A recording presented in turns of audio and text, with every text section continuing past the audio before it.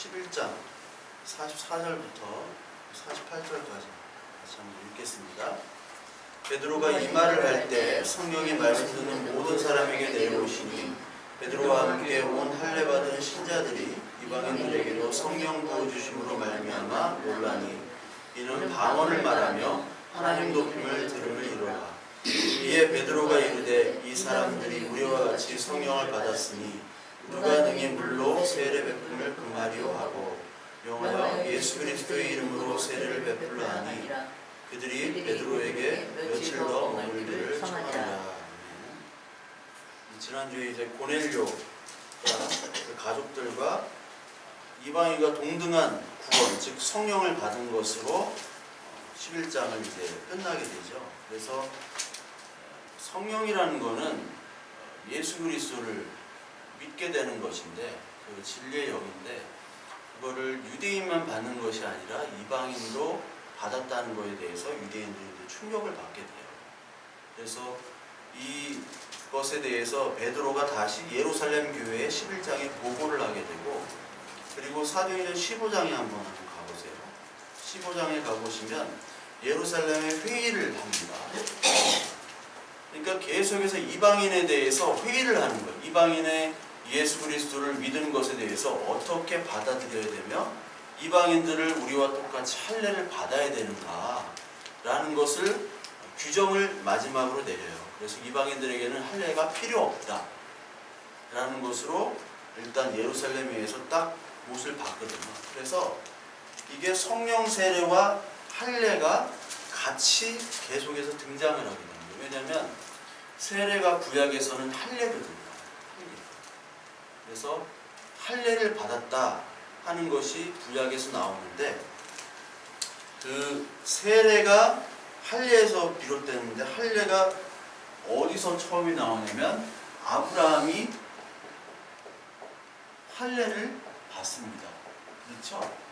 아브라함이 첫 이제 할례를 받는데, 그 할례를 받는 게 중요한 게 아니라 하나님께서 그 할례를 받을 때 무슨 말씀을 하느냐가 중요해요.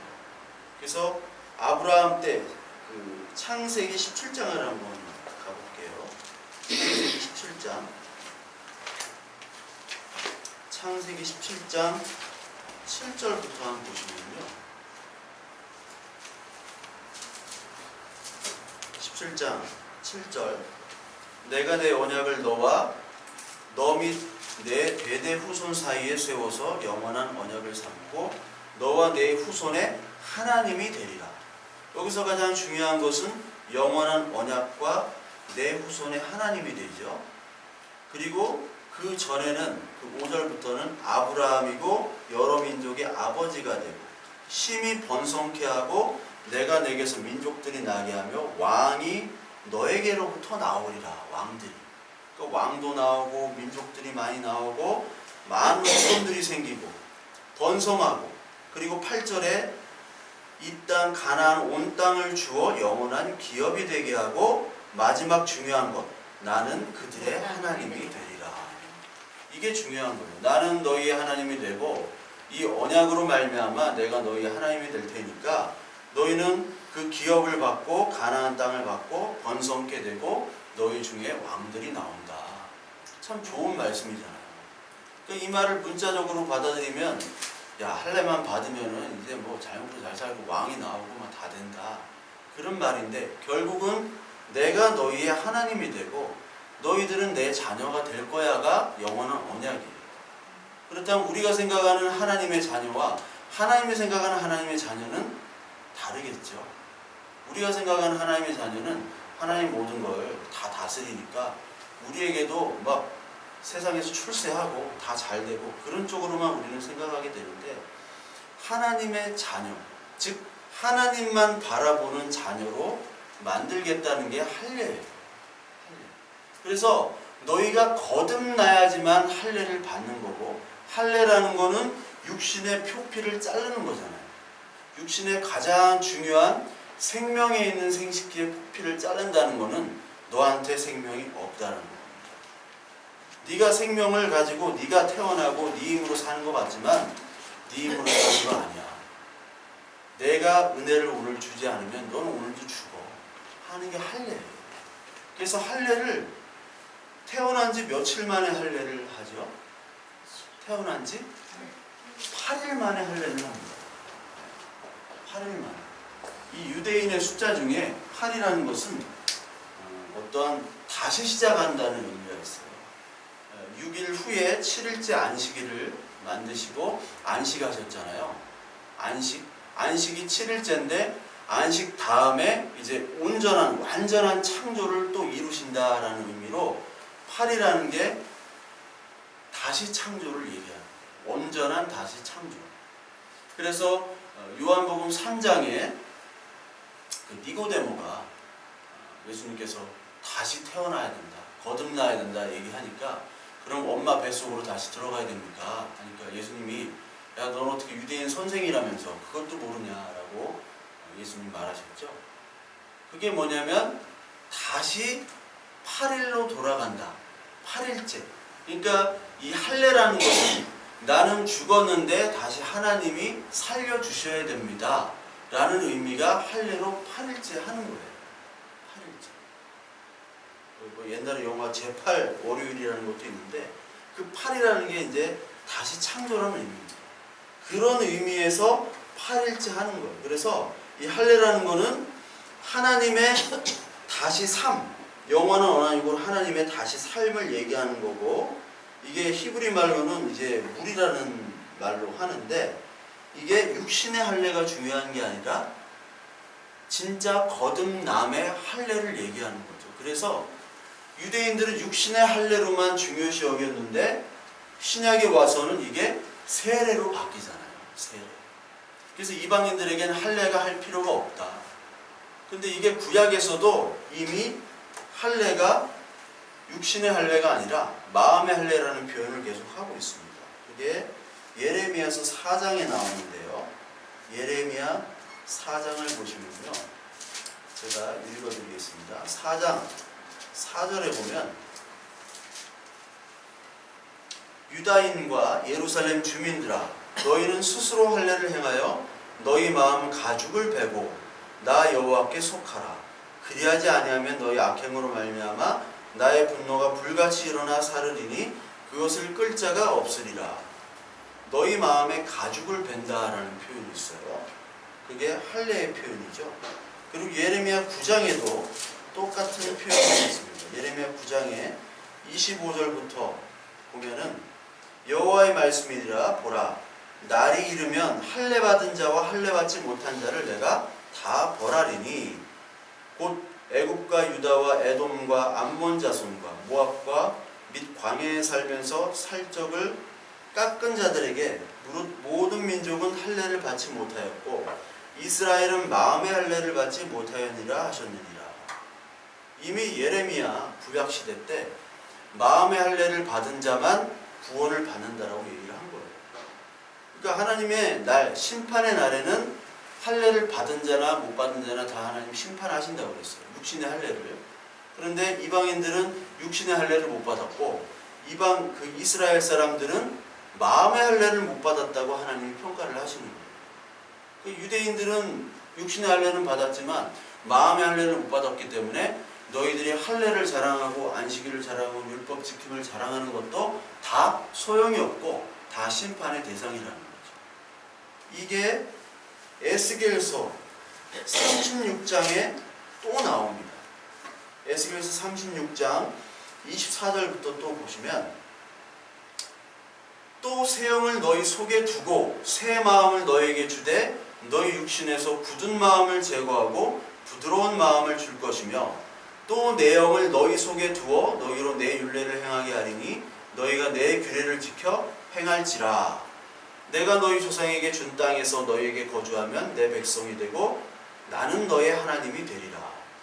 여기서 내 영을 줘서 그리고 네 마음을 새롭게 부드럽게 만들겠다라고 얘기를 하시죠. 이게 바로 성령을 너에게 주겠다. 그래서 육신의 할례가 아닌 이제 마음의 할례를 너에게 주겠다. 왜? 너희들은 육신의 할례를 행할 능력이 없기 때문에.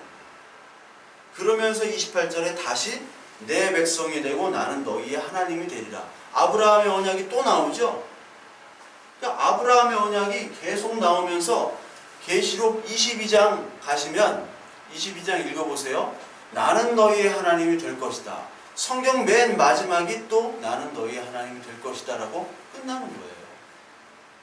그러니까 우리는 하나님을 찾을 수 없기 때문에 내가 너희의 영을 부어줘서 하나님을 찾게 하겠다라는 게 하나님의 약속이셨어요. 그러니까 성령은 하나님의 약속으로 임하여 되는 겁니다. 그래서 그러면 우리가 그러면 성령을 어떻게 받았느냐? 우리가 언제 성령을 받았으며 과연 내가 성령을 받은 사람인가? 의심될 때가 많잖아요. 그러지 않으세요? 과연 그럼 성령을 받는다는 것은 무언가? 구원파에서는 성령을 받은 날과 시간을 기억을 하라고 그래요. 그래서 몇 년, 몇 월, 며칠, 몇 시에 나는 거듭났습니다. 이렇게 얘기를 해요. 근데 어떻게 그럴 수가 있죠? 그럴 수는 없죠. 어떻게 몇 년, 몇 월, 며칠을 구원받았다고 생각을 할 수가 있겠어요? 이 하나님의 성령의 세례는 하나님의 말씀을 이제 깨닫게 되기 시작하는 건데요. 저와 여러분들이 성령의 세례가 없으면 하나님의 말씀을 사실 읽을 수가 없습니다. 읽을 수도 없고 오늘 예배를 참석할 수도 없습니다. 저는 2000년도부터 교회를 나오기 시작했어요. 2000년도에 나오기 시작해서 2003년도에 전도사가 됐으니까 전도사라고 하는 건 아니고 그냥 신학교에 갔으니까 이게 굉장히 빠르죠. 2000년, 2001년, 2002년도에는 제가 그 외국에 있었어요. 외국에서 그냥 놀았습니다. 그러니까 놀고 뭐 일하고 하다 보니까 뭐 성경을 볼 수도 없고 성경도 모르죠. 근데 제가 가만히 생각해 보니까 하나님이 어떻게 나를 이렇게 교회로 인도해 주셨느냐. 그 2000년 전까지의 저는 뭐 어떤 책도 보지도 않고 뭐 어떤 인생을 좀 이렇게 다 그냥 놨던 것 같아요. 내 중3 때 이후로 중3 그 겨울방학 이후로는 인생을 놨어요. 네, 인생을. 중학교 때까지는 저희 어머니의 굉장히 큰 자랑이었고 근데 지금 길을 건너가면 아직도 제 살던 집이 있는데 그 집은 늘 무당집이야. 무당집을 바뀌면 지금 어죽집 또 망할 것 같아요. 제가 뭐 일주일에 한 번씩은 가보거든요. 망할 것 같아. 근데 어렸을 때는 참 이렇게 좀 괜찮았던 것 같아요. 제 생각에도. 그래서 운동선수를 해도 될 것 같고 공부를 해도 될 것 같고 제가 얼마나 운동을 잘하면 초등학교 4학년 때 던지기를 60m를 던졌어요. 초등학교 4학년 때. 그러니까 지금도 뭐 한 80m는 던집니다. 네. 그리고 모든 분야에서 제가 이제 좀 탁월했어요. 특히 운동 쪽으로. 그래서 최고 선생님 너는 끝까지 더 간다. 그래서 나는 야구를 해야 될지 축구를 해야 될지 권투를 해야 될지 세 개 중에 하나를 좀 해야 될 것 같은데 근데 공부도 못한 게 아니니까 맨날 올백 맞고 막 그러니까 그래서 근데 우리 집안은 좀 못 살았어요. 양철집 그런 데 살고 그런데 부모님이 워낙 싸워가지고 우리 또 어머니도 옛날에 그런 싸움과 막 폭력에 나 초등학교 1학년 때 또 집을 나가시고 그러셨어요. 옛날에 다시 들어오시긴 했지만 또 나가시고 그래서 그런 것들이 반복되면서 이게 중학교 때 가고 하니까 이게 터지더라고요. 고등학교 때까지도 1학년 때 특별반으로 갔다가 이제 나머지 반으로 이제 가고 나머지 특별반. 그래서 고3 때는 그 직업반이라는 게 옛날에 생겼어요. 저 때 처음. 그래서 직업반을 가려고 그랬어요. 나는 뭐 아무 희망도 없고. 그러니까 어떤 인생이나 이런 거에 대해 좀 난 옛날에는 잘할 수 있었는데 좀 괜찮은 집안에 태어났으면 나는 훌륭한 아주 세계에서 훌륭한 그런 운동선수가 될 수도 있었는데 돈을 많이 벌고 근데 왜 나는 이렇게 자포자기를 했을까? 그런 거 가지고 내가 원치 않는 그런 대학교를 가고 그러다 보니까 또 거기서도 뭐 일도 하고 일을 해야 됐어요. 일을 하면서 이렇게 학교를 다녀야 됐어요. 밤새도록 4시까지 일하고 또 학교를 8시에 가거든. 근데 학교에서 어떻게 뭐 영어 시험을 봐가지고 10명을 뽑았는데 토익 시험을 해가지고 거기 됐어요. 그래서 미국을 보내준다는 거야. 근데 미국을 보내주려면 8시까지 원어민 수업을 들어가야 되는데 6개월 동안. 근데 제가 그때 알바를 만화방 알바면서 제가 하는 거죠. 하면서 알바를 시키고 저도 알바를 하고 뭐 이렇게 하는데 그걸 뭐 5시 새벽 5시 4시 이렇게 끝나니까 도저히 8시까지 못 들어가겠다. 뭐 그러면서 그것도 잘 안 되고 이것도 안 되고 저것도 안 되고 그러면서 어떻게 2000년까지 왔어요. 2000년까지. 그러다 보니까 인생이 뭔가 정말 이 세상에 많은 불쌍한 사람들이 있는데 이 사람들은 뭐며 왜 살며 삶과 죽음에 대해서 생각을 하기 시작하더라고요. 왜냐하면 그런 고난이나 그런 것들이 뭐 저의 고난은 고난도 아니죠. 이 세상에 얼마나 많은 사람들의 고난이 있겠어요. 지금도 말할 수 없는 어떻게 형용할 수 없는 깊은 수렁에 빠진 많은 사람들이 있는데 저도 뭐 약간의 어떤 고난과 그런 좌절이 있었지만 그 속에서 하나님이 저를 불렀다는 게 느껴지더라고요. 교회에 오니까. 교회에 어떻게 오게 됐는데 느껴졌어요. 그래서 하나님의 말씀을 봐야겠다 하는데 목사님을 통해서 하나님의 말씀이 안 들리는 거예요. 그렇다고 성경을 보자니 성경이 눈에 들어오진 않아요. 뭐 내가 공부를 잘 못해서 이게 뭐 뭔 얘기인지를 몰라요. 도대체. 그러다가 어떤 교회에 있는 참고서적들을 막 보다가 제가 하나님의 말씀을 보기 시작했고 그 다음부터는 이 말씀이 들리기 시작하더라고요. 성경 말씀이 들리기 시작해요. 그래도 목사님 말씀이 잘 안 들리더라고요. 하나 이상한 얘기야. 나간 교인 욕하다가 이제 기도하겠습니다 하고 끝나는 거예요. 찬양하고 막 우시다가 막 화냈다가 울다가 화냈다가 막 웃다가 저 양반이 미쳤나. 두 손 들고 우리 마지막 찬양했잖아. 두 손 막 다 들어야 돼. 막 5분 동안 10분 동안 들어. 난 안 들었어. 막 뭐 하는 건지. 그만큼 좀 삐뚤었던 사람인데 하나의 말씀이 들어오기 시작했다는 거예요. 근데 그게 사실 성령의 세례예요. 성령의 세례는 어떤 감정적인 것이나 그리고 자기 위로나 어떤 사람은 또 막 지식을 추구해요. 그런 것들과 또 다릅니다. 그것들이 모두 다 합쳐 있지만 성령의 세례는 예수 그리스도께서 요한복음 16장에도 얘기하시고 14장에서 얘기하셨지만 진리의 영을 너에게 주겠다. 옛날에는 그 굳은 마음이었는데 새 마음을 너에게 주겠다. 그 새 마음은 이제 완전히 그 가치관이 달라지는 겁니다. 이 세상에서 그냥 살다가 아무 의미 없이 사실 사는 거잖아요. 뭐 돈 많으면 의미가 있는 거고 돈 없으면 의미가 없잖아요. 건강하면 의미가 있고 건강하지 못하면 의미가 없고 관계가 좋으면 사는 의미가 있지만 관계가 나쁘면 뭐 의미 없는 그런 삶 속에 살다가 하나님이 이 말씀으로 찾아오시는 거예요. 그래서 너무 감정적이어서도 안 되고 너무 지적이어서도 안 됩니다. 특히 오순절 쪽, 이 순복음 쪽은 성령 세례를 이제 표적을 중요시 여기잖아요.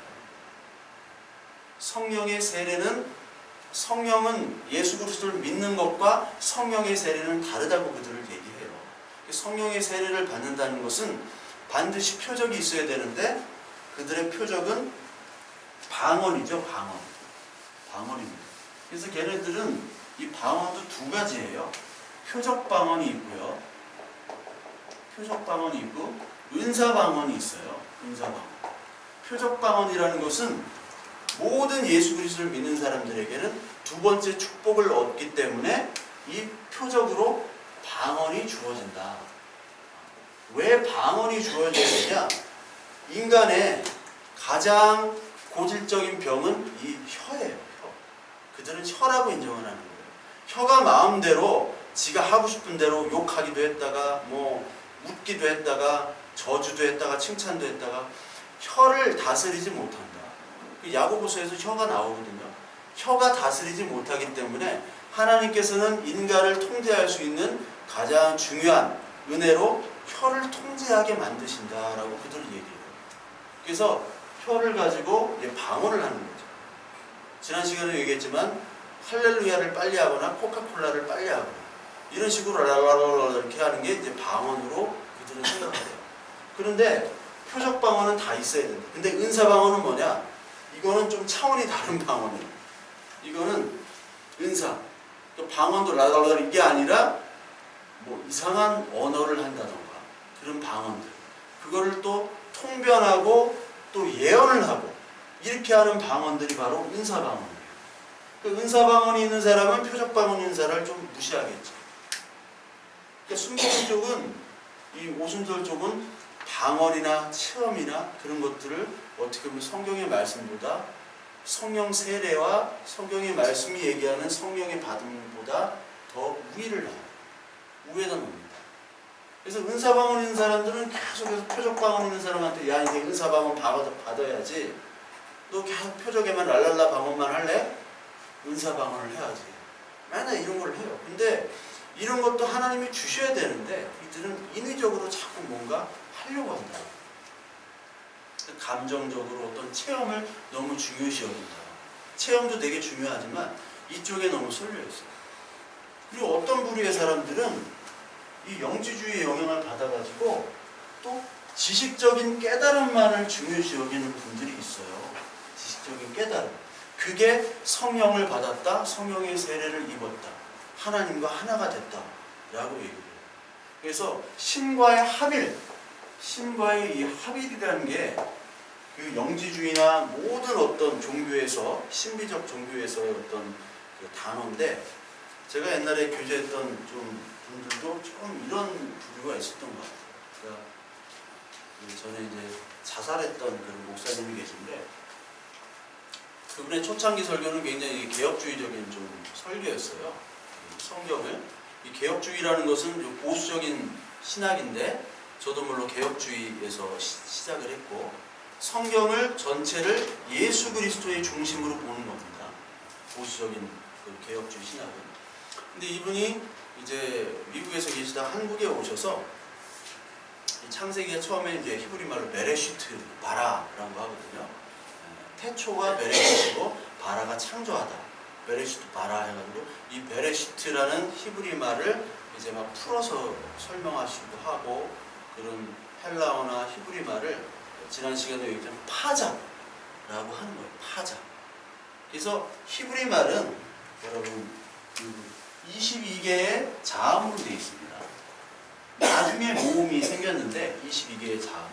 그래서 알렛, 베트, 김멜, 달렛, 해, 그리고 맨 마지막 타부 이런 것까지 해가지고 여기에 다 의미가 있어요. 알레프는 알파벳 A와 같은 거예요. 알파벳 A는 A를 거꾸로 하면 어떻게 되죠? 이렇게 되죠? 이게 황소의 뿔입니다. A가. 그러니까 모든 알파벳 A, R는 그 중동지방이나 유럽지방 여기 그 알파벳 생긴 그쪽은 다 황소 뿔을 상징해요. 황소. 소황소를 큰 어떤 신의 존재입니다. 이게 숫자로도 1이에요. 그러니까 히브리어는 그 뜻과 숫자가 있거든요. 그리고 베트는 집이라는 뜻. 집하면 우리가 벳엘 해서 벳이 나오거든요. 하나님의 집. 김멜. 김멜이라는 건 낙타를 또 상징해요. 옛날에 여기서 김멜, 카멜이라는 담배가 있었거든. 카멜이 낙타잖아요. 카멜, 김멜. 그리고 뭐 해라는 거는 또 숨이라는 뜻이고, 맨 마지막엔 타부라는 그 히브리 말이 있는데, 타부 이렇게 씁니다. 맨 마지막 타부는 저기 십자가 표적이라는 또 뜻이 있어요. 그러니까 22개의 자음에다가 다 의미가 있고요. 거기에 다 숫자가 있어요. 이거를 조합합니다. 이게 유대 카발라주의라는 게 있는데, 유대 카발라 신비주의, 영지주의, 여기서 했던 방법이에요. 그래서 여러분 계시록에 나오는 666을 히브리 말로 하면은 뭐가 되냐면 네로가 되버립니다. 네로. 야, 666은 네로 황제야. 이렇게 돼버리는 거죠. 근데 여기에 좋은 통찰들도 많이 있어요. 성경 전체로 봤을 때도 합리적인. 그런데 문제는 뭐냐면 이게 도식화가 돼요. 도식화. 그게 문제예요. 숫자를 가지고 이렇게 하는 게 게마트리아라고 하는 건데, 게마트리아. 쉽게 말하자면 이분들의 어떤 성령 받음, 하나님과 하나됨, 진리, 뭐 계속 그런 말씀을 하세요. 근데 좋은 말씀들도 되게 많습니다. 인사이트도 있는데 이게 나중에는 자기들끼리 싸우더라고요. 자기들끼리 원조가 있어요. 원조가 있고 이 사람들이 막 인터넷 블로그에다 다 올리고, 근데 왜 내 거 베껴가지고 유튜브에 올려 해가지고 자기들끼리 싸워요. 그리고 이분들은 히브리어 파자 요거 된 본문, 요 본문만 가지고 설교를 하세요. 그러니까 사도행전 설교가 안 나와요. 문제. 그리고 다른 뭐 열왕기 상하 이런 거 안 합니다. 에스겔 이런 거 안 해요. 히브리어 파자로 될 수 있는 그런 정보가 있는 게 상징이 많은 거, 요한복음, 창세기, 계시록 이런 부분하고 부분적으로만 하시는 거예요. 그게 문제예요. 쉽게 말하자면 제 이름이 김동일이잖아요. 이렇게 쓴다고요. 이거를 파자를 하면은 금연류관을 쓰신 동방에 있는 한 분, 하나님이야. 예수 그리스도. 김정일 안 돼. 동일이에요. 김일성도 안 돼. 근데 또 되니까 김일성 하니까 또 되더라고. 이게 김일성이 그날을 이루시는 분. 금연류관을 쓰고 오신 김일성. 김정일. 그 정의로운 한 분, 바른 한 분. 다 돼. 이영민. 응? 영원한 백성. 영원한 백성 표상으로 예수 그리스도가 오신 거 아니에요. 황길순. 그 길을 순종하는 분. 예수 그리스도밖에 없는 거예요. 이지연. 그 하나님의 지혜를 현현 이 땅에 내려오신 분. 예수 그리스도. 심영이. 영이 기뻐한. 영이 누가 기뻐해? 예수 그리스도밖에 없어요. 네? 다 되는 거예요. 임혜선. 은혜롭고 선하신 분 누가 있어요? 은혜롭고 선하신 분이 임했어. 그러면 끝나는 거예요. 이게 다 하나님이에요. 그러니까 문제는 뭐냐면 이렇게 해서 이게 하나님의 성령을 받았다고 한다면은 이게 원숭이 똥구 먹으면 빠르게, 빨가면 사과, 사과는 맛있어, 맛있으면 바나나, 바나나는 길어, 기름은 기차가 되는 거예요. 너무 부분적으로 돼요. 근데 이분들은 여기에만 빠져 있어요. 제가 그래서 하나님과 함께 되는 게 뭐냐? 진리가 된다는 게 뭐냐? 예수가 된다. 예수가 죽고 뭐 그리스도가 산다. 예수와 그리스도를 자꾸 분리를 한다. 제가 만나서 물어봤어요. 근데 본인들 몰라. 본인들도 자기들끼리 싸워.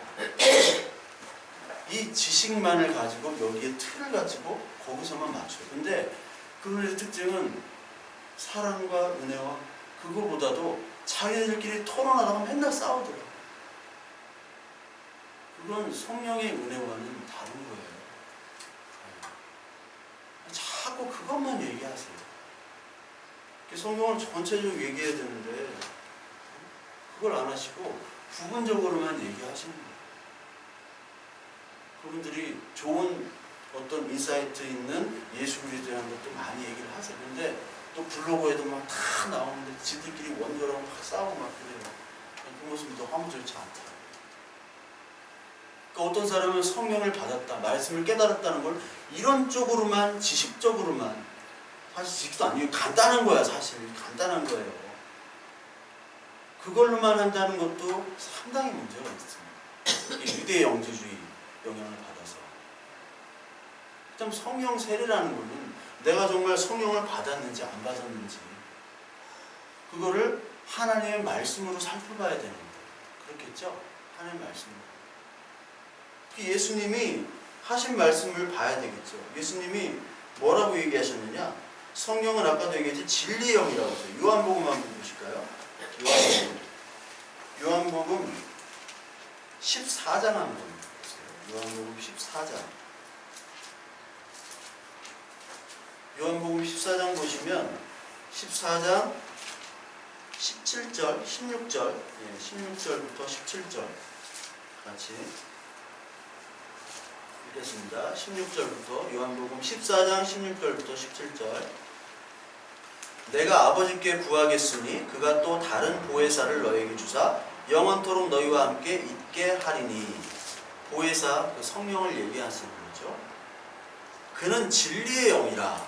세상은 능히 그를 받지 못하나니 이는 그를 보지도 못하고 알지도 못함이라. 그러나 너희는 그를 아나니 그는 너희와 함께 거하시며 또 너희 속에 계시겠습니다. 내가 너희를 고와 같이 버려주지 아니하고 너희에게 오리라. 이 말씀을 하시죠. 즉 진리의 영이라는 것을 예수님께서 분명히 얘기하고 계세요. 진리의 영. 그렇다면 우리는 그동안은 진리와 관계없는 삶을 살았다는 거죠. 진리와는. 이 세상은 늘 플라톤이 얘기했던 것처럼 이 세상은 늘 거짓으로 가득 차 있는 거예요. 거짓으로. 이 세상은 사실 어떻게 보면 이 인간 세상은 거짓으로 사실 가득 차 있잖아요. 우리의 껍데기만 봐주잖아요. 껍데기. 우리의 껍데기. 우리가 어떤 옷을 입었냐, 어떤 차를 타고 다니냐, 어떤 외모, 환경 이런 것만 보는 겁니다. 껍데기. 그렇기 때문에 어떤 진리라는 것을 추구가 안 돼요, 세상은. 근데 이 진리의 영을 너에게 예수님이 주러 오셨다. 내가 가면 준다. 근데 이 진리에 대한 것이 뭐냐? 예수님이 16장에 또 얘기하시죠. 16장 한번 보세요. 요한복음 16장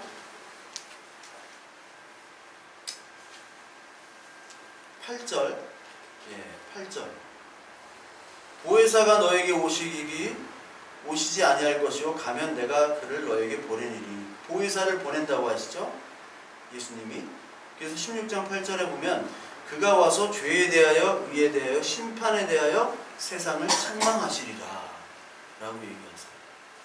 그러니까 진리의 영이 오면 죄와 의와 심판에 대해서 그 말씀이 깨달아지는 거죠. 죄라는 건 뭐냐? 여기 나오죠. 죄라 하면 그들이 나를 믿지 아니합니다. 죄는 믿지 않는 겁니다. 죄를 하말티아라고 많이 들어보셨죠? 관역에서 벗어나다. 헬라어 말로 관역에서 벗어나다. 즉 우리는 관역과 다른 삶을 우리는 마음대로 추구하고 있는 거예요. 하나님이 원하는 삶과 우리의 원하는 삶은 일단 달라졌다는 거죠. 그게 출발점이 다르기 때문에 우리는 하나님을 찾지도 않고 우리는 의인이 될 수도 없습니다. 그게 바로 죄인이에요. 그렇다면 모든 인간들은 다 죄인이라는 거죠. 그래서 죄에 대하여 하면 나를 믿지 않는다. 요한복음 12장 43절에 보면요. 이게 죄의 본질이 딱 나옵니다. 요한복음 12장 43절 보면 그들은 사람의 영광을 하나님의 영광보다 더 사랑하였다. 바리새인 보고 하신 말씀인데 사람의 영광을 하나님의 영광. 즉 인간은 사람의 영광을 추구하는 겁니다. 영광. 이게 바로 바벨탑 바벨론이죠. 바벨탑 바벨론. 이 바벨탑 사건 이후로 벌어진 현상이 뭐죠? 인간의 언어가 흩어졌죠. 흩어져가지고 지금도 영어 배우느라고 고생을 하잖아요. 인간이 흩어졌던 그 언어가 저주가 된 겁니다, 이제. 저주라는 거는 소통이 안 되는 거예요. 부부 간의 소통이 안 되고, 자식 간의 소통이 안 되고, 부모 자식 간의 소통이 안 되면 그게 사실 저주잖아요. 통역이 필요하잖아요. 그게 저주라는 거예요. 하나님과 관계가 소통이 끊어졌다는 거예요. 그게 저주. 이게 저주입니다. 사람의 영광은 저주예요. 그런데 오순절 방언 사건으로 인하여 그 언어가 통일이 된 거죠. 통일이 된 것이 바로 축복입니다. 그러니까 오순절 방언 사건을 통해서 이 바벨론이 무너지고 하나님의 나라가 이루어진다는 것을, 이 저주에서 축복으로 간다는 것을 오순절 방언 사건 사도행전 2장에 나오는 거예요. 그게.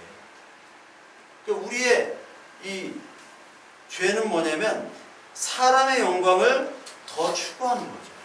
하나님이 없다고. 그것을 깨닫는 것, 그거로부터 진리가 시작되는 거예요. 하나님의 영이 오시면 깨달아요. 이 교회를 나오지만 그것을 깨닫지 못하고 오늘도 그냥 맨날 달라고만 하는 막달라 마리아들만 있다면 그 사람은 아직도 성령이 없는 사람. 오늘도 예수 그리스도를 믿으면서도 자기의 원하는 바를 추구하기 위해서 교회를 나오는 사람들도 많잖아요. 그 사람들은 죄에 대해서 모르는 거죠. 죄에 대해서 모르면 의에 대해서도 모르는 거예요. 예수님이 의에 대하여 하면 10절 내가 아버지께로 가니 너희가 다시 나를 보지 못합니다. 아버지께로 가는 게 의예요. 아버지께로 예수님께서 어떻게 가십니까? 십자가의 죽으심으로 가시는 거예요. 예수님께. 십자가를 통과해야만이 다시 하나님께로 가는 거예요. 즉 십자가로 통과해서 하나님과 예수 그리스도를 만날 수 있는 사람이 되도록 우리를 만들어 주시는 거죠. 그 유일한 분이 바로 예수님이었던 거예요. 십자가를 통해서 십자가를 죽어서 하나님께 승천한 유일한 대속자. 그 의인은 예수 그리스도밖에 없다는 거예요. 그러니까 내가 가니까 너희들은 못 본다. 너희들은 못 본다라는 거예요. 너희들은 갈 수가 없다라는 거예요. 나를 통해서만 갈 수 있지 너희는 직접 갈 수가 없다라는 게 바로 의예요. 그 의를 깨닫는 거죠. 그러니까 죄를 깨달아야 의를 깨닫는 거예요. 그리고 심판에 대하여는 이 세상 임금이 심판을 받았다. 이 세상 임금. 이 세상 임금이 바벨론들이죠. 계시록 18장에 이 세상 임금들이 다 심판을 받습니다. 이 세상 임금들은 사람의 영광, 자기의 영광을 추구하는 바벨론의 저주받은 사람들. 하나님과는 소통하기 쉽지도 않을 뿐더러 소통하려고도 안 하는 사람들. 그 사람들은 심판이 있다. 즉 심판이 있는 것을 깨닫는 진리의 영을 우리에게 주시는 거예요. 그래서 내가 정말 성령을 받은 사람인가? 아, 내가 죄인이구나. 그리고 예수 그리스도가 의인이시구나. 그 의로만이 내가 하나님께로 갈 수가 있구나. 그리고 세상 임금, 세상은 심판을 받는 거다. 하나님의 인도함 없이는 우리는 심판을 받을 수밖에 없는 존재구나라는 것을 깨닫는 그것이 바로 하나님 성령 하나님 진리의 영의 역할입니다. 그래서 저와 여러분들이 이거를 생각해야 돼요. 그냥 가만히 교회만 왔다 갔다 하고 헌금 잘 내고 예배 참석 잘하는 사람을 1등 교인으로 생각하는 이 교회 시대에서 진짜 교인이 진짜 하나님의 자녀가 누구인지를 우리는 생각해야 되고, 과연 나는 정말 예수 그리스도의 성령을 받은 사람인가? 물론 뭐 마틴 로이드 존스 같은 목사님, 마틴 로이드 존스 목사님은 뭐 저한테도 늘 그 신학의 영향을, 그분의 책을 많이 읽었기 때문에 뭐 대단하신 분이죠. 마틴 로이드 존스 목사님. 저랑 헤어스타일이 똑같아가지고. 그런데 그분은 또 성령 세례와 성령의 어떤 그 임함과는 또 구분을 해요. 구분을 합니다. 근데 저는 또 그렇게까지는, 그렇게 봐도 되지만 그렇게까지 볼 필요가 있을까 할 정도긴 한데, 이 성령을 받았다는 것은 일단 죄와 의와 심판에 의해서 하나님이 깨닫게 해주십니다. 그러니까 우리가 성경을 우리의 힘으로 못 본다니까요. 여러분도 아시잖아요. 제가 안 믿었던 사람이기 때문에 27가지 교회를 안 다녔던 사람이기 때문에 잘 알잖아요. 어떤 선지된 그 학습이 없기 때문에 이게 읽으려고 해도 읽을 수가 없어요. 제가 뭐 바보는 아니잖아요. 공부는 못하지만 바보는 아닌데, 태초에 하나님 천지를 창조하니라 이걸 읽으면 도저히 그 2절부터 나가질 않아. 진도가 읽을 수가 없어. 읽을 수가 없고, 누가 뭐 잠언은 뭐 지혜로운 책이라고 꼭 보라고 그래가지고 볼 수가 없어. 어떻게 봐 이거. 소설책이나 뭐 어려운 책들은 또 볼 수도 있는데, 이건 뭐 볼 수가 없는데 어떻게 보게 되느냐? 성령이 아니면 안 되는 거죠. 저와 여러분들이 교회에 나오는 것도, 또 뭐 설교를 하는 것도, 듣는 것도, 보는 것도, 하나님의 이 말씀을 읽는 것도 성령이 아니면 절대로 되지 않습니다. 근데 그 A.W. 토저라고 있거든요. 참 너무나 좋은 책들을 많이 썼는데, 그 A.W. 토저가 거의 100년 전에 100년 전에 요즘 시대는 성령이 없다. 근데 성령이 없어도 더 많이 사람들이 오더라. 교회에 정말 부유한 사람, 능력 있는 사람, 힘 있는 사람이 아무리 와도요, 성령의 역사는 일어나죠. 사람은 많아질 수 있어요. 제가 한 얘기가 아니라 이건 구약의 신약에서도 그렇고 그 A.W. 토저가 쓴 거예요. 성령은 없다. 그러나 사람은 많더라. 왜요? 그 인간의 시스템, 인간의 영광을 추구하는 시스템이 바벨론에 다 모이기 때문에 그 사람들은 바벨론으로 가지요. 하나님의 나라 가나안 땅, 그 척박한 땅으로는 절대로 가지 않아요. 거기 뭐가 있어요? 도시로 가지 누가 농촌으로 갑니까? 아무도 안 가지. 그러니까 좁은 일로 가는 거예요. 좁은 길. 하나님의 진리의 영이 임하면 좁은 길로 가게 돼 있는 겁니다. 그래서 그 진리를 하나님께서 알게 하시는 거예요. 보혜사 성령으로 말미암아. 그리고 하나님의 영이 내가 임했냐 안 임했냐 그거는 성경의 말씀이 또 임한 거죠. 그게 로마서 6장 3절에 나옵니다. 이게 세상에 죽고 예수 그리스도와 함께 이게 세례를 받는 것인데 로마서 6장 3절에 보면 무릇 그리스도 예수와 합하여 세례를 받은 우리는 그의 죽으심과 합하여 세례를 받은 줄을 알지 못하느냐. 그러므로 우리가 그의 죽으심과 합하여 세례를 받음으로 그와 함께 장사되었나니 이는 아버지의 영광으로 말미암아 그리스도를 죽은 자 가운데서 살리심과 같이 우리로 또한 새 생명 가운데 행하게 하려 하심이라. 만일 우리가 그의 죽으심과 같은 모양으로 연합한 자가 되었으면 또한 그의 부활과 같은 모양으로 연합한 자도 되리라. 즉 세례라는 의미는 물에 푹 담그는 거잖아요. 침례교는 침례라고 하고 다 똑같은 건데 그 물에 푹 담근다는 거는 나의 옛 자아는 죽은 거죠. 옛 자아는 예수 그리스도와 함께 죽고 이제 내가 예수님의 말씀과 예수님과 함께 살아갑니다. 이제 함께 살겠습니다. 공부하겠습니다 하는 것이 바로 세례의 의미예요. 그러니까 이 세상에 대해서 죽고 하나님의 나라에 대해서 그 부활에 대해서 소망을 갖는 예수 그리스도와 하나가 되려고 하는 거예요. 즉 하나가 된다고 하는 것은 하나님의 말씀에 따라 움직이고 하나님의 말씀에 따라 멈추고 그것이 바로 하나님이 되는 거거든요. 물론 그 하나가 됨이 온전한 우리의 성화, 막 예수님처럼 성화될 수 있는 단계는 이 땅이 아니에요. 그렇지만 우리의 그 심령이 그렇게 바뀐다는 거죠. 말씀으로 일하는. 그래서 세상에 대해서 일단 죽는 겁니다. 왜? 세상은 심판받는 임금들이 다스리는 것이기 때문에. 그러니까 심판에 대하여 죄와 의와 심판에 대해서 얘기하는 거죠. 그리고 로마서 8장을 한번 보세요. 로마서 8장에 보면 이 성령이 임할 때 그 영으로 인도받는 자의 특징이 나옵니다. 그래서 8장 14절 보면 무릇 하나님의 영으로 인도함을 받는 사람은 곧 하나님의 아들이라.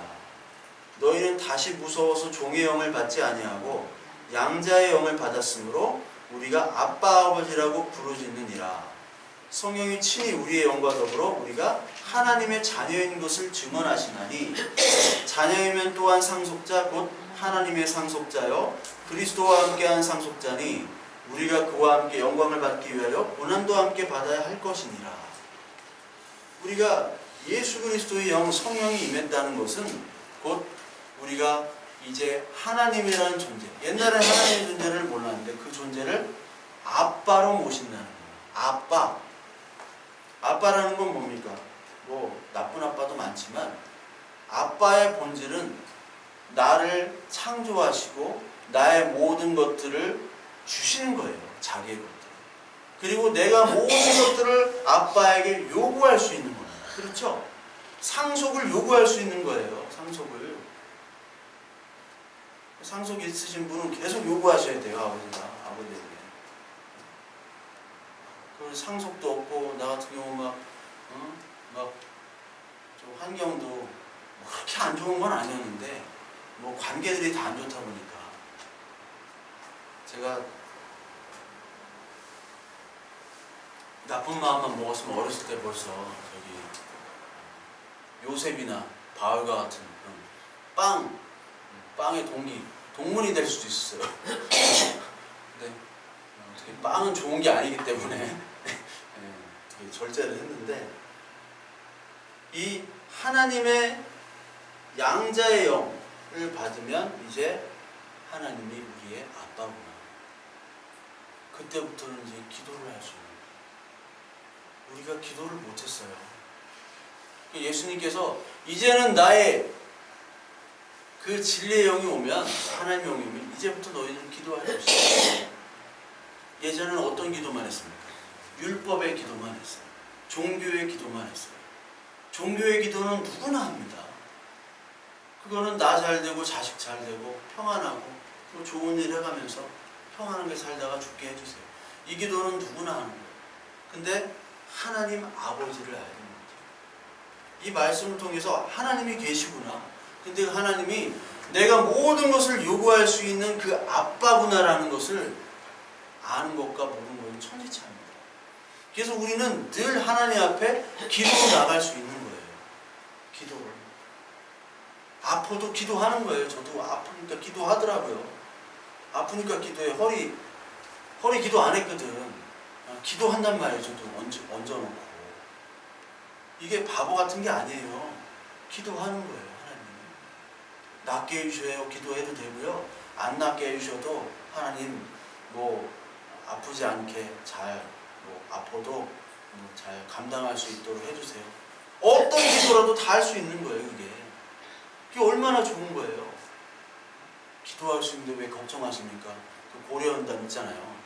그거 보면서 옛날에 욕했어요. 저 개독들 또 저런 거 한다. 제가 옛날에는. 근데 그거만큼 바보 같지만 어리석고 심플하고 어떻게 보면 아무 설명도 없고 밑도 끝도 없는 그런 거 같지만 기도할 수 있는데 왜 걱정하십니까? 그거만큼 또한 진리가 없어요. 하나님 앞에 아빠로 내가 나간다는 거예요. 그런데 17절에 우리가 안 좋아하는 말씀이 있죠. 하나님의 영광을 함께 받지만 뭐도 받아요? 고난도 함께 받는다. 안 좋은 거예요. 네. 함께 받지만 고난도 함께 받는다. 왜? 하나님의 자녀입니다. 이 세상의 자녀와 분리시키고 거룩하게 만들어버리니까 하나님이 고난을 받게 되는 거예요. 고난이. 진짜 우리가 고난이 없다라는 거는 하나님의 자녀대로 살지 않기 때문에 그런 거예요. 솔직히 얘기하면. 하나님 뜻대로 살게 되면 뜻대로 받는 고난이 있어요. 그거를 같이 받는다는 거예요. 그러니까 성령이 임하면요. 성령이 임한 이 사도행전 사람들은 다 고난이 있어. 이거 뭐 차라리 죽는 게 낫지. 이거 맨날 끌려가서 맞고 뭐 40대에 한 대 가만 뭐 매를 맞았다는 거, 강도를 만났다는 거. 청승도 이런 청승이 없어요. 바울 같은. 근데 그것들을 하나님의 상속자로서 기뻐하잖아요. 그 모습이 성령의 모습. 그리고 성령 받은 우리들은 하나님의 나라의 구원의 보증이 있습니다. 에베소 1장을 한번 보실까요? 에베소 1장을 보시면요. 1장 13절 14절을 보면 그 안에서 너희도 진리의 말씀 곧 너희의 구원의 복음을 듣고 그 안에서 또한 믿어 약속의 성령으로 인치심을 받았으니 이는 우리 기업의 보증이 되사 그 얻으신 것을 속량하시고 그의 영광을 찬송하게 하려 하십니다.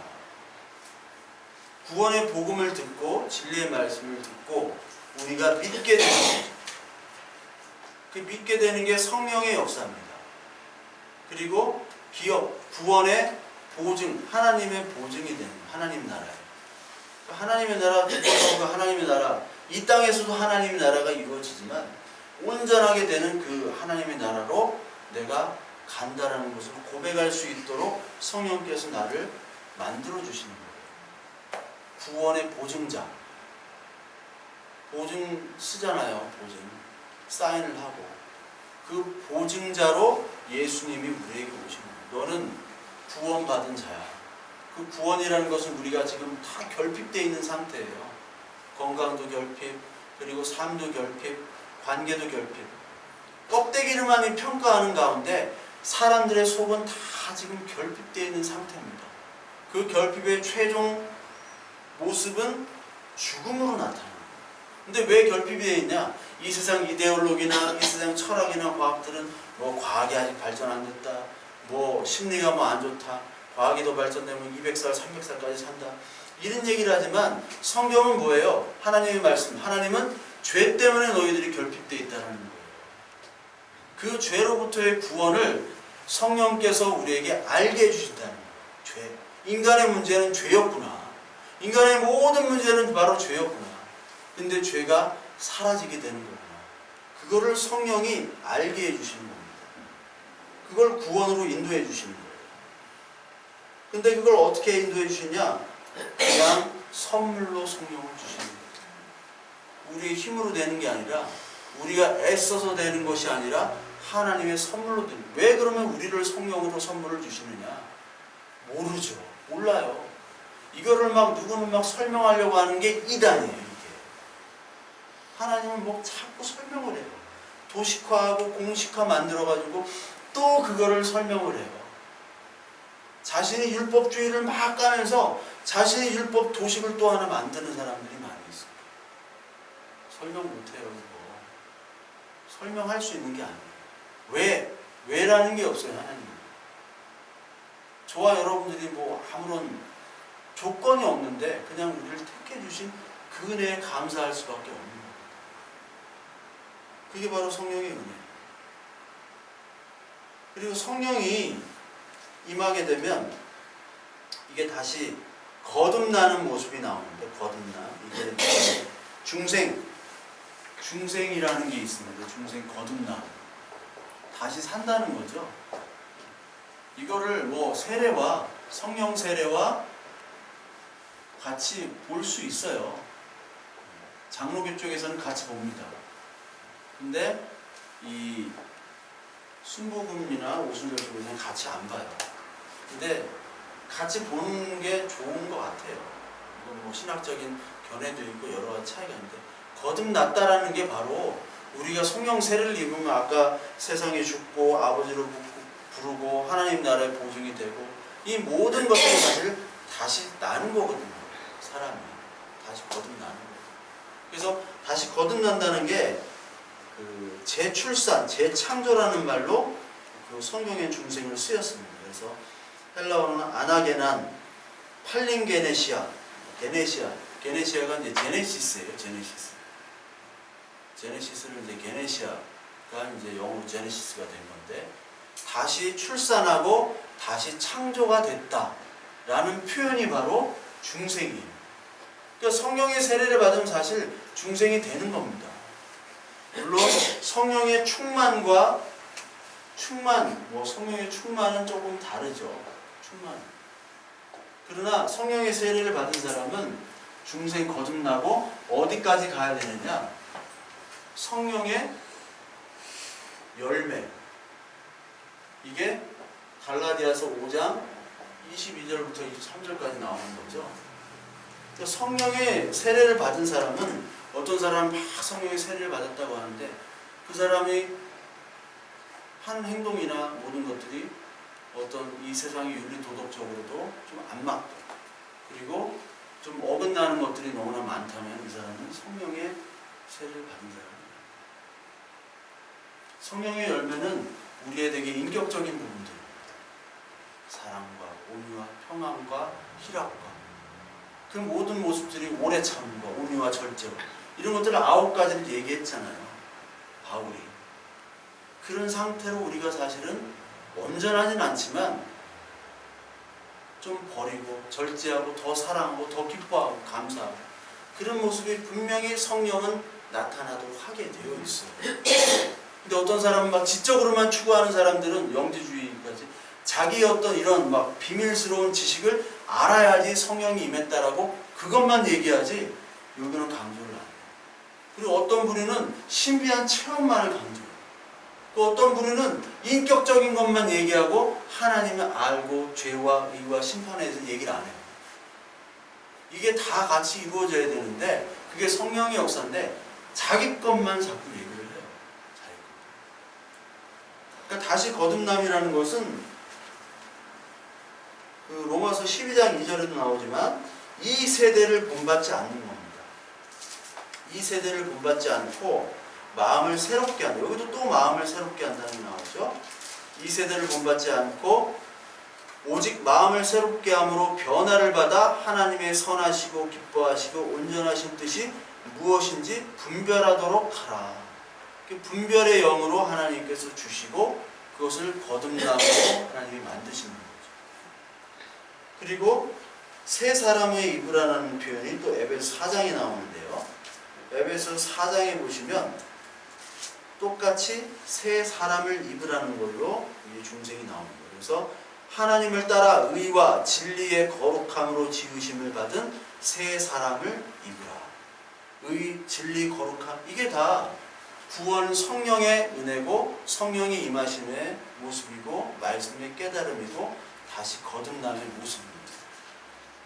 그래서 우리는 성령이 받았다는 것은 우리의 감정과 지식과 우리의 체험이 아니라 하나님의 말씀을 근거로 해서 우리가 정말 내게 심판과 의가 죄에 대해서 하나님이 나에게 알려주시고 있는가, 그것에 대해서 우리가 진지하게 하나님께 여쭤봐야 돼요. 그리고 내가 이것이 없다면 하나님께 구해야 됩니다. 하나님께 구하면요, 이 성령의 은혜는 반드시 주시게 되어 있습니다. 반드시. 돈 100억 주세요 라는 거는 좀 희박하죠. 하나님 주시기에.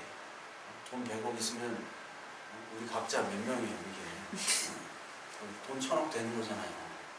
돈 1000억이면은 우리 서로 싸운다고요. 안 싸울 사람 있습니까? 돈 1000억인데.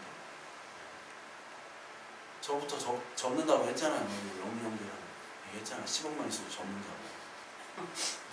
하나님 뜻대로 살 수가 없어요. 10억 있는데 100억 있는데 어떻게 살아요? 부자가 하나님의 뜻을 따라 살 수가 없는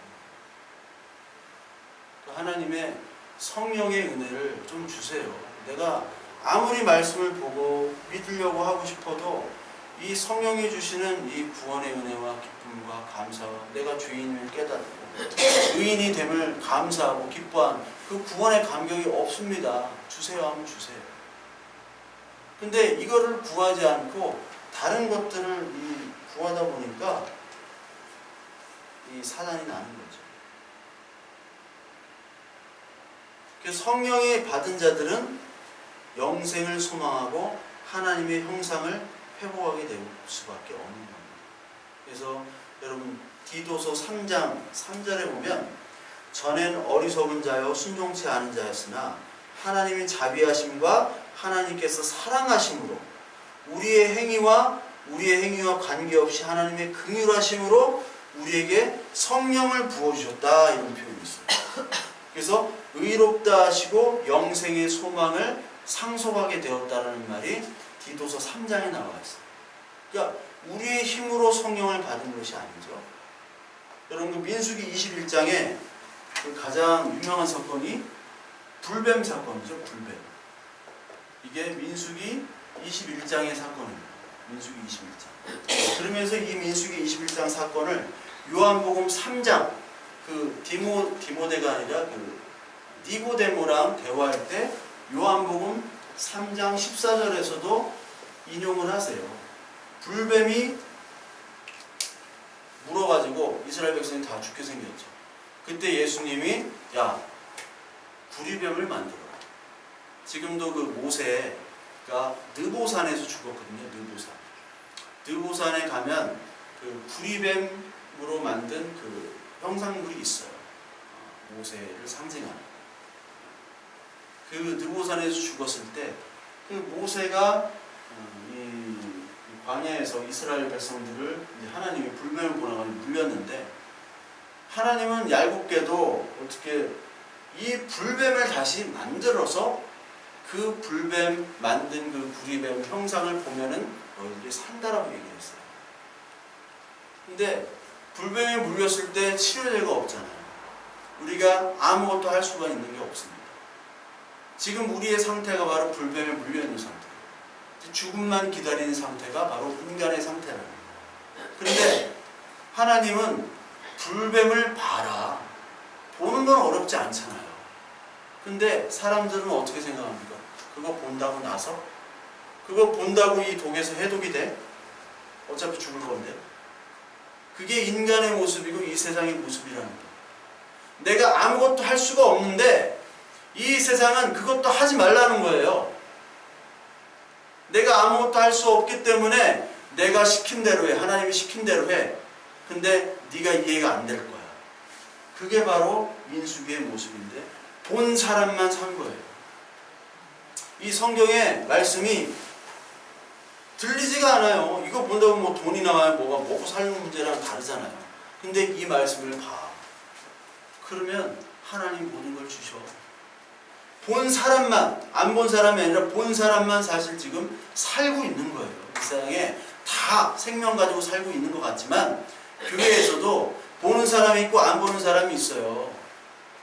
백날 필사하고 해도 성경을 모르고 안 보고 필사하는 사람이 있어요. 필사도 안 하지만 성경을 아는 사람이 있는 것 반면에 맨날 봐도 모르는 사람이 있다고요. 우리가 아무것도 할 수 있는 게 없습니다. 그러면서 이 예수님께서 요한복음에서 위로부터 난 자, 위로부터 난 자가 올 것이다. 위로부터 난 자가 바로 이 예수 그리스도, 나다. 그 위로부터 온 자야만이 너희는 거듭날 수가 있다. 저와 여러분들이 다 불뱀에 물렸던 사람이에요. 저는 예전에 불뱀에 많이 물렸어요. 좌절과 고통과 그거밖에 없었던 것 같아요. 하는 일마다 안 돼. 결혼하려고 해도 안 돼. 떠나, 파혼해. 다 찢어져. 그렇다고 건강이 좋은 줄 알았더니 건강도 없어. 돈이 없으면 건강이라도 해야 되잖아요. 건강 안 하면 돈이라도 있어야 되잖아요. 근데 이게 다 사라지게 만들어요. 왜 그러십니까? 하나님, 나 진짜 좀 좋은 교회 좀 청빙해가지고 좀 이렇게 좀 해볼래요. 이런 거 제가 안 해봤을까요? 다 기도도 하고 그랬어요. 근데 하나님은 그 큰 교회로 이렇게 인도를 안 하세요. 왜 안 하실까요? 여러분들을 만나려고 안 하실까요? 근데 하나님의 뜻 가운데 있으면요, 큰 교회, 작은 교회, 이리 사나 저리 사나 다 기쁜데, 그렇잖아요. 그거를 깨닫고 고백하는 사람은 기뻐요, 항상. 그런데 안 기뻐하는 사람은 항상 돈이 수천억 있어도 안 기쁘다고요. 그 사람은 만나면 맨날 돈만 나와. 그냥. 큰 교회 하면 뭐예요? 맨날 이상한 소리하고 막 돈만 나오고. 기쁨이 없으면 아무 상관이 없어요. 하나님은 그것과 아무런 관계없이 나와 네가 관계가 있느냐 없느냐만 가지고만 판단하시는 분이라는 것을 이제 좀 알겠어요. 이제 그냥 머리로만 깨닫는 게 아니라 이제 좀 알겠어. 어디에 있든지 하나님과 함께하는 게 감사함이 이제 좀 알겠다고요. 그걸 알게 해주시는 분이 바로 성령님이에요. 그러니까 감사하지 않은 게 없어요. 어디가 아프고 부러지고 해도 감사할 수 있는, 인간으로는 감사할 수 없지만 성령 하나님께서는 감사하게 해주신다는 거예요. 그게 어떻게 가능했느냐? 성령이 보이지도 않고 하나님 보이지도 않고 내가 만나봤어? 술 한잔 해봤어? 모르는데 성령께서 그 마음을 비춰주시는 거예요.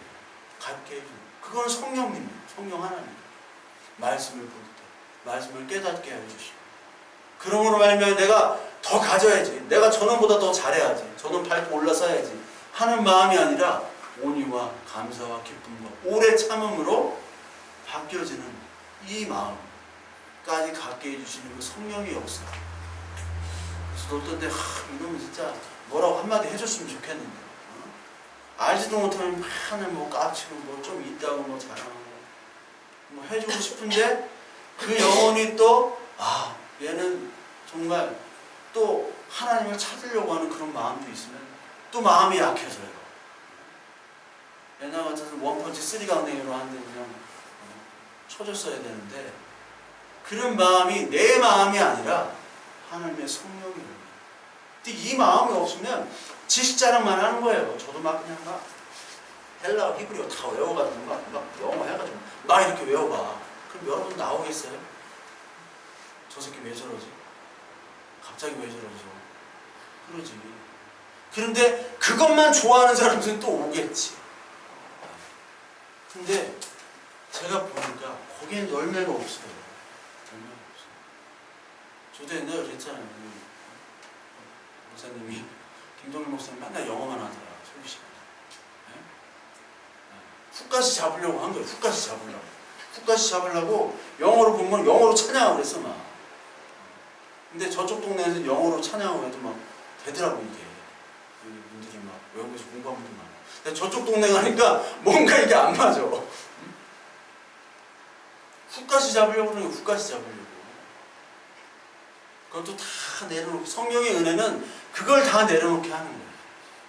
그래서 진짜 성령의 열매가 되는 사람들은 너무 많이 아는데 설교가 볼품이 없어. 진짜예요. 그냥 한마디, 두마디 다 아는 거.